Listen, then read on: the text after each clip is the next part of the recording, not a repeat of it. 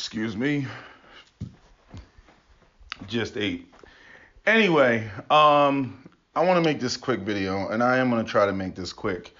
And due to YouTube with the flagging of my other channel, and I had to turtle the channel, I came up with the other channel, or the B channel, whatever you want to call it, same name, just written differently or spelled out. I might change it back to the other name, the Sarge WP or whatever. But I had Kevin Samuel and Dr. T. Hassan Johnson's, they did a collabo video together playing in the background. And I would appreciate if whoever, whatever various channels, would take this video and send it to either one. I know they know who I am, but I'm saying you can send it to either one. But I want to say this because, and I'm only like, I don't know, maybe 2/3 of the way through the video, and I had to stop it, okay, because they're missing something. They're missing a key feature that Captain Solo and myself, we've already gone over this ad nauseum, and they're like skipping right over it. Okay, so Kev, he came out with this video in large part because people are, attacking him, saying he's gay and all this other stuff, because his popularity is where it is. And I think Dr. T. Hassan Johnson appropriately identified why people are attacking Kevin Samuels, because, he's over 100,000 subscribers, literally overnight, faster than pretty much anybody who we've seen who've been in the, black manosphere or woke sector of YouTube, since we've been on here. Okay. But so he identified the jealousy. But they are having a conversation about, high value men, and what high value black men do is considered gay, and connecting it to, everything that Kevin is doing and the cologne and all this other stuff, is labeled as gay. And yeah, on the superficial level, yeah, when you get into that metrosexual realm, people are going to consider that gay. Okay. The black community is ruled by hyper masculinity. This is what happened with the whole, gangster rap and all that stuff that went on, all the stuff with the streets and, thugs and all that stuff that we saw in the 90s. Okay. And is basically never stopped ever since. But the key thing that's being mixed here, and this is where high value black men get it wrong. And I'm telling y'all, this is where, it's just like the understanding how communities work just falls off of a cliff. Okay. Kevin Samuels can come on the internet and talk about high value men all day. Okay. He's brought up vertical structures. I'm not saying that he's not completely, unaware of this, but listening to what he's saying, I'm like, okay, dude, you're missing it. Okay. Dr. T. Hassan Johnson brought up the point that, example, when we're talking about protection or protecting a family or protecting a household or community or the woman that you're with, right? Men of means can simply move and relocate. Right. And so a form of protection is saying, I'm going to take my family, my wife, my children out of this environment, and I'm going to go to a safer environment. Right. That's a form of protection. It's not seen as, this as direct or the same way as, let's say, a black man going out there in the streets. And this is where there's this big miscommunication or void. The majority of the community does not live in suburbia. The majority of the community is a community that has a culture that's based on prolonged exposure to poverty. And in an environment that lacks resources and has this whole situation of prolonged exposure to poverty, right? A lot of problems are dealt with through violence. Okay. And the issue is, it's like this. First things first, when white men move from one community to another community,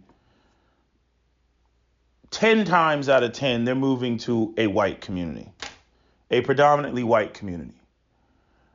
They control the economic landscape in that white suburb. When black men move out and they're trying to, get out of Baltimore or get out of North Philly and go to a safer environment, they also go to a white community. So right off top, you're gonna get hit with the bitch ass label, right? Because you not only do you not stand and fight racism and white supremacy, but you don't stand and fight, the troublemakers that are in where the majority of black people reside, right? This is why ELs and educated lames, all that. That's why they don't get respect.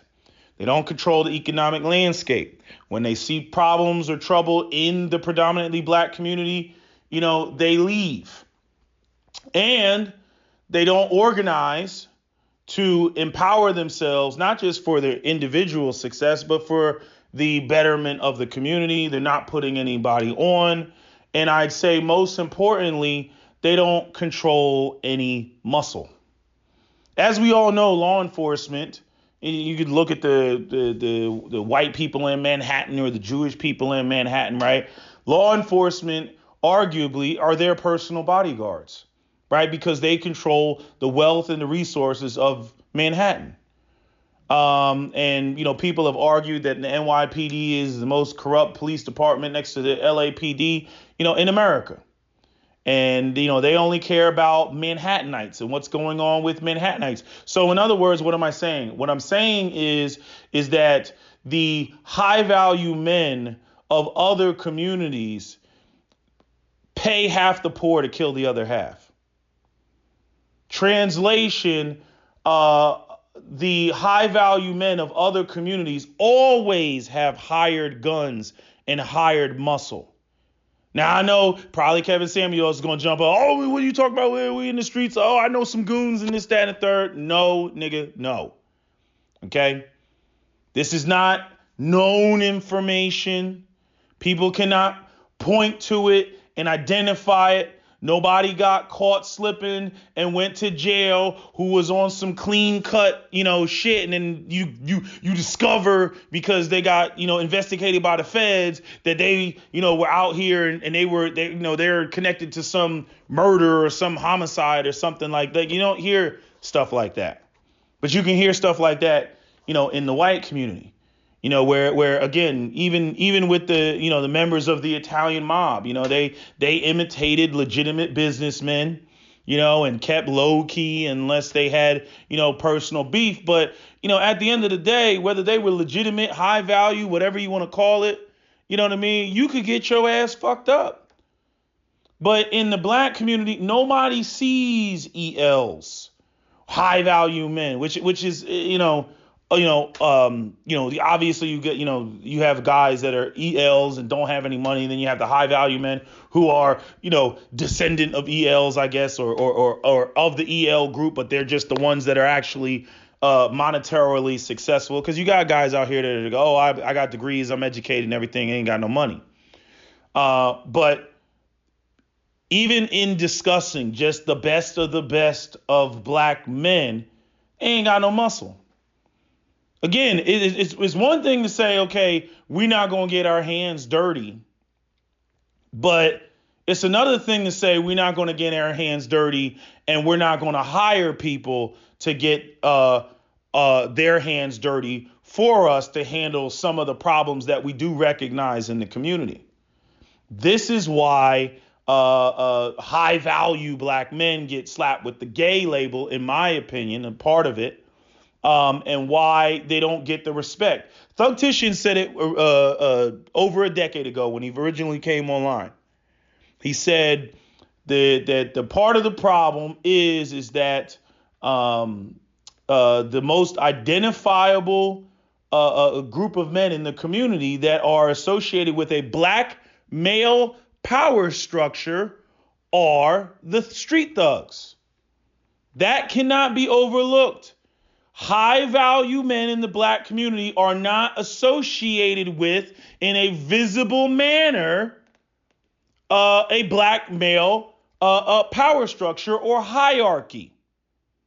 It's the same argument I had with all that with the video that I did on my other channel that I had to turtle for a while about the brothers that are the HBCUs and the Qs and the Kappas and the Alphas and all these black fraternities that like to stand there with the chest out and talk about, how they the biggest and they the baddest. But in real talk, after us, GDIs, goddamn individuals, graduate from college, we don't hear about them niggas. We don't hear about nothing that they're doing.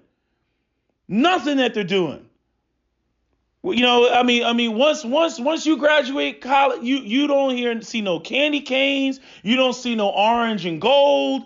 Okay. You don't see no hats with the feathers. You don't see none of that. You don't hear about what none of these dudes are doing. And yet in school, these dudes, we the original, what is it? The original 9 or something like that. Or, we come from the 1900s. And again, no power, not making moves, not creating economic opportunities for the community. Nobody is scared of them. Sorry, nobody is scared of a bunch of Qs or a bunch of Kappas running up in your crib.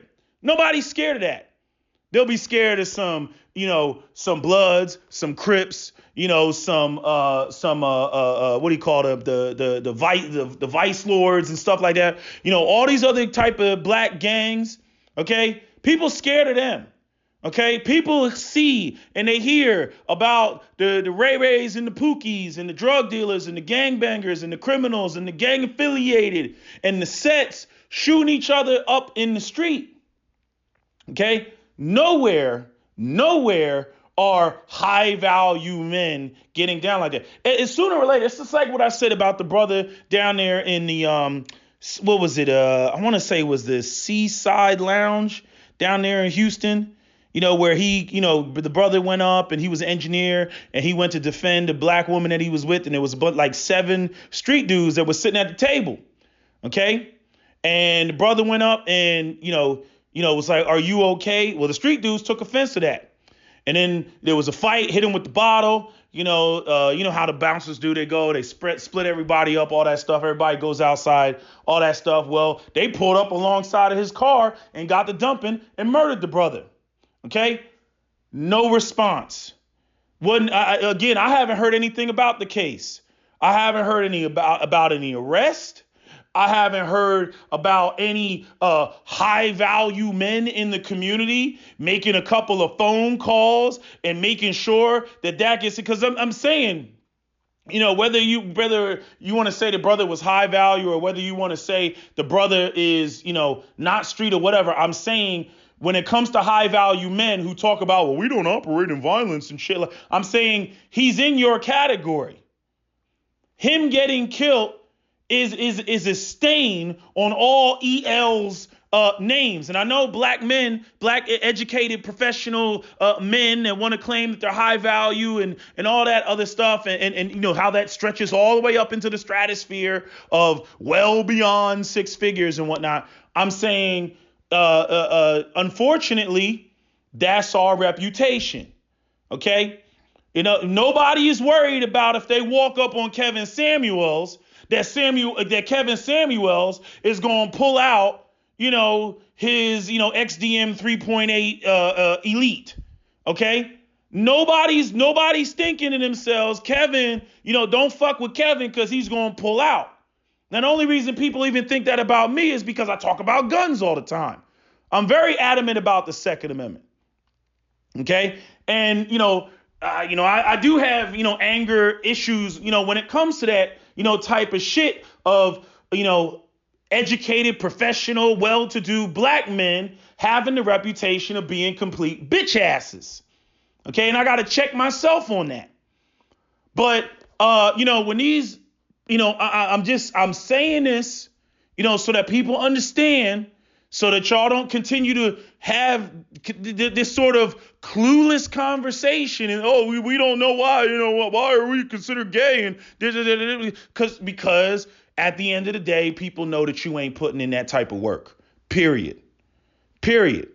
Again, the white community, everybody looks at the white community like it's all perfect and wonderful. And, it's just it. The white community has to be maintained like that. The white community has an enforcement arm. All them white people that you see living in them big ass $500,000 homes in the suburbs, okay, they hire their law enforcement officers to handle business. You know what I'm saying? Like, I'm saying black ELs or black high value men, whatever you want to call them, okay? They're not even mobilizing to make sure that there is a black police department wherever they reside, because they go over to the white suburbs and they use the white police and think that they're going to be safe with the white police because they got some money to rub together.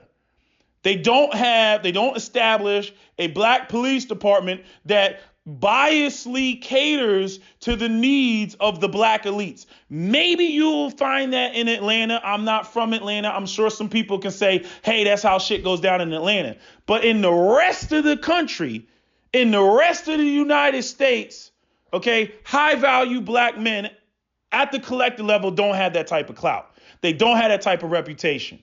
Now, I don't want to hear the whole, the exceptions, and the exceptions do not swallow the rule. At the end of the day, high value black men, educated black men, professional black men, the goody two shoes niggas, okay, do not have that type of reputation. Whether it comes down to how they personally get down or whether they put people in place to get down for them, they don't have that type of reputation. So that bitch ass card, which is going to be followed up with the gay ass card, that's going to be thrown. Because you're dealing with a community that the majority of which operates on the premise of hyper-masculinity. And we all know why hyper-masculinity exists, not just because of how it was promoted in the media and, Wesley Snipes stabbing Christopher Williams in the hand and all that other stuff, but due to, black men's ability to assert themselves as men being torn down. And so there is this over, the top masculinity, that is, actively promoted in the community, that to really, to strike fear in the hearts of, other people. And, unfortunately, we even use that, on each other. But, I just had to share my thoughts on this. If you disagree, you disagree. I'm not saying that I may be 100% accurate about this. This is the way I feel about it. And this is the way that Captain Solo and myself over the course of years, we've gone back and forth. This is not something that just some conclusion that we drew overnight. This is a theory. And this is how we see it. This is how we view it. Okay. So with the whole idea of, we're protecting because, we moved to a nicer neighborhood. Typically, black men moving to a nice neighborhood means that you're moving to a white neighborhood. And that's not going to garner, any level of respect. There's no place where high value black men are visibly seen controlling the economic landscape and the political landscape from top down.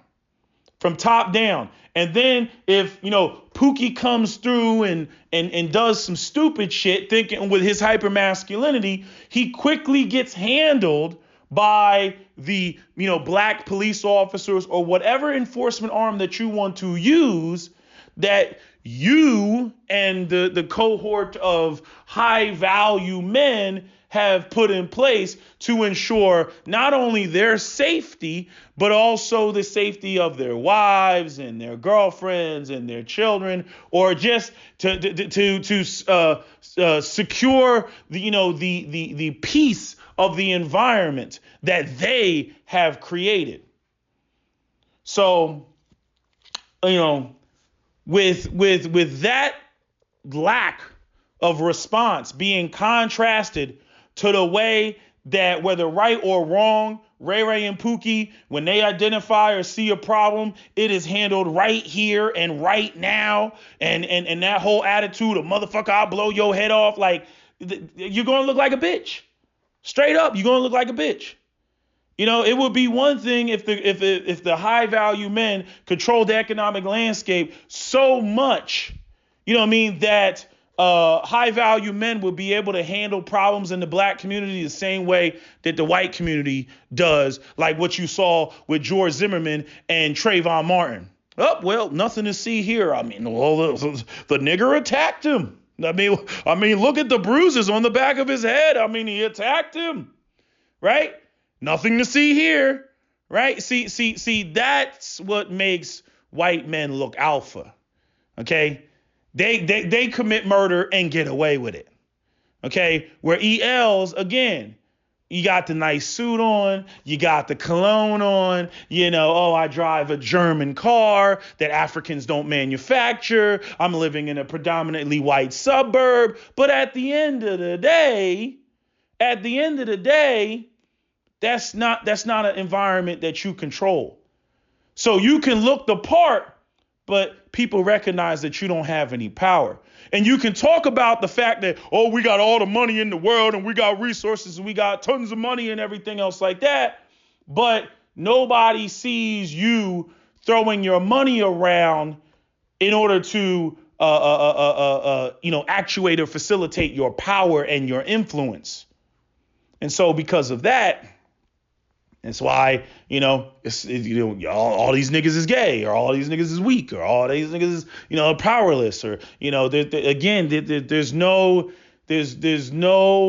sense that, these are the men, of power and in the community that are deserving of the type of respect that street dudes get. Don't get me wrong, it's frustrating because, in one breath, the street dudes, they get all the respect in the world. But then when they go out there and they're committing all these homicides and everything, then the women, will jump up and say, you need to do something about them and you need to take them out. I'm like, I thought they were sexy because, they out there handling business aggressively and with total disregard of, whether they, sacrifice their life or not, just having nigga moments all over the place. Right now is a perfectly good time to throw my life away. You know what I mean? Why? Because a nigga stepped on my ones. You know what I mean? Like, so that's what exists.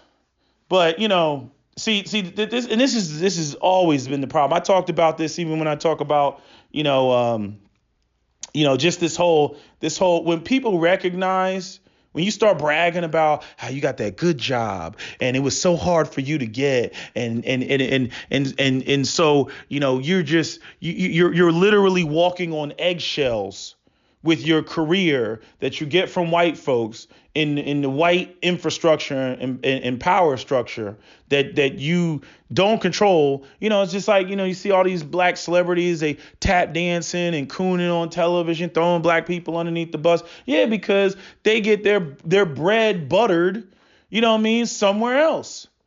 And so when people see that, people know that, they like, oh, I can walk up and slap this nigga because he ain't gonna do shit.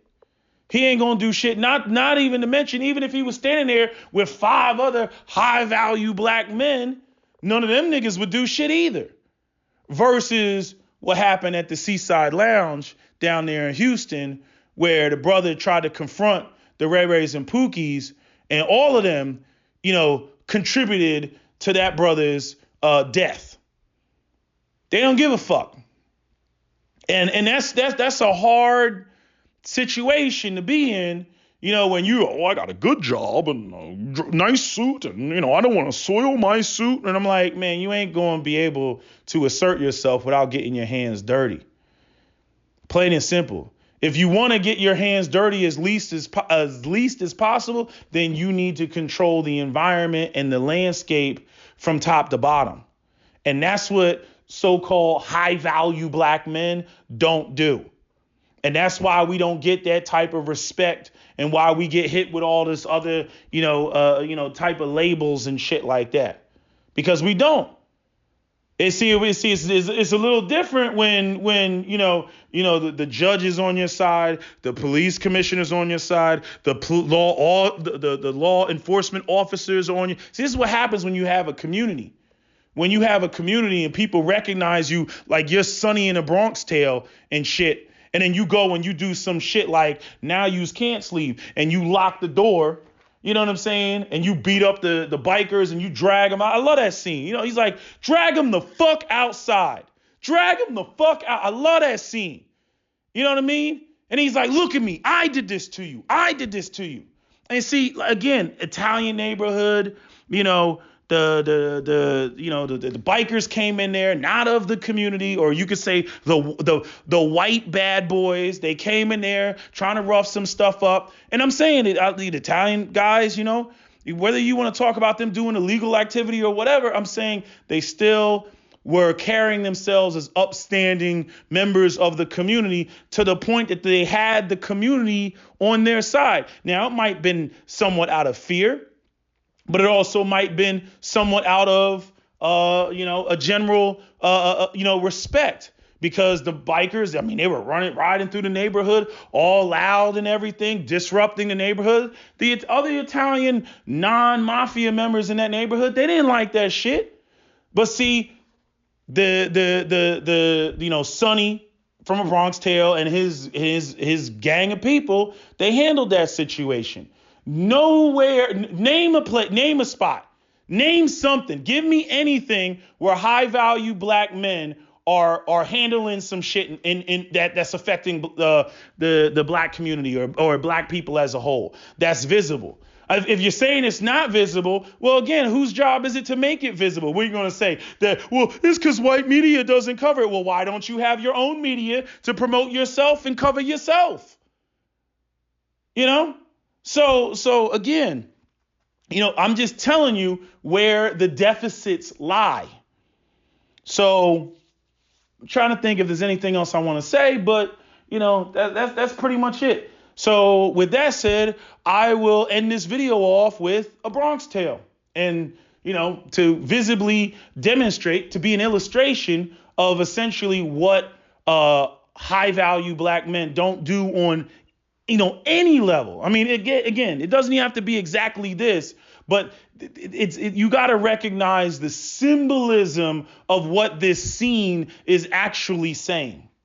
Anyway, with that said, that's all I got to say. That's my video. SWP out.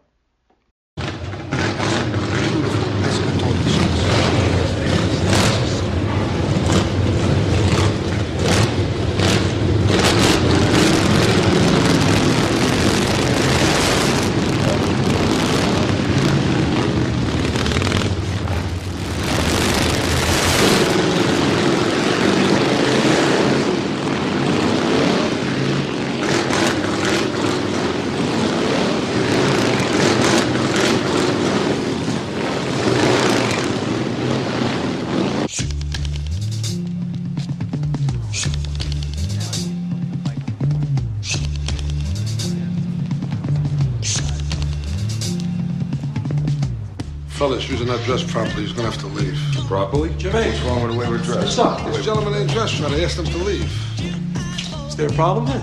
The problem is your man here says we're not properly dressed. Like our money ain't green. We just want a couple of beers. A few beers, that's it. That's it. We'll be on our way. We ain't looking for trouble. Spoke like a gentleman. Give me the beers. Go ahead. I appreciate it. No problem. All right.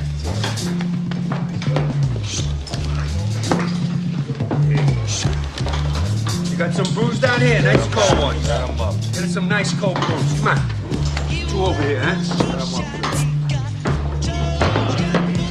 One more over here, one more. All right, brothers, if I may, a toast to our host. In the name of the Father, the Son, and the Holy Ghost. Look at all these shit all right now. Hey! Oh, you again, huh? That wasn't very nice. Now he's got to leave. I'll tell you when the fuck we leave, all right? Get the fuck away from me. Go watch the bites, man. Hey, come on. Hey, what? Get out of here.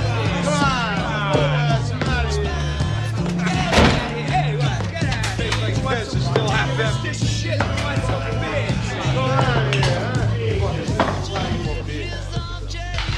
Now you can't leave. I will never forget the look on their faces. All 8 of them.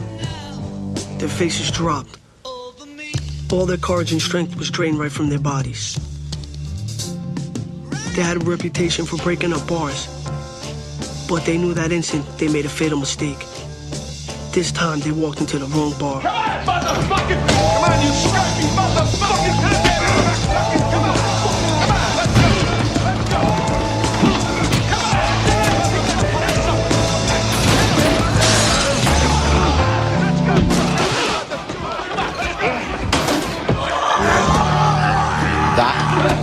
never love another. I shall never love another. And stand by me all the while. And stand by me all the while. Happiness with the heartaches. Take happiness with the heartaches. And go through life wearing a smile.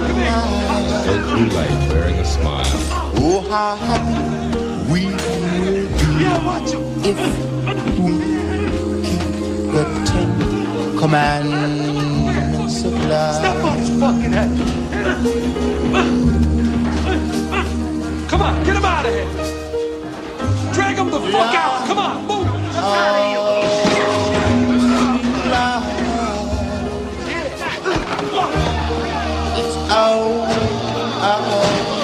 What's my car?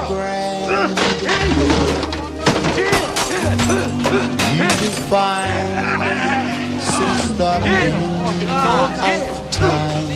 Got him! It has Get me back! in all.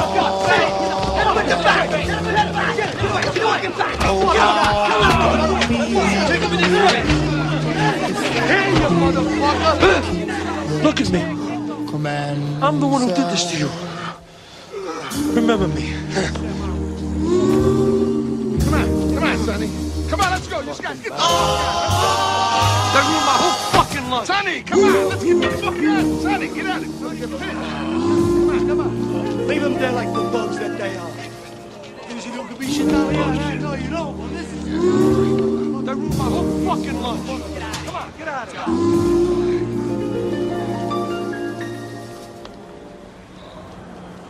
The 10 Commandments of Love.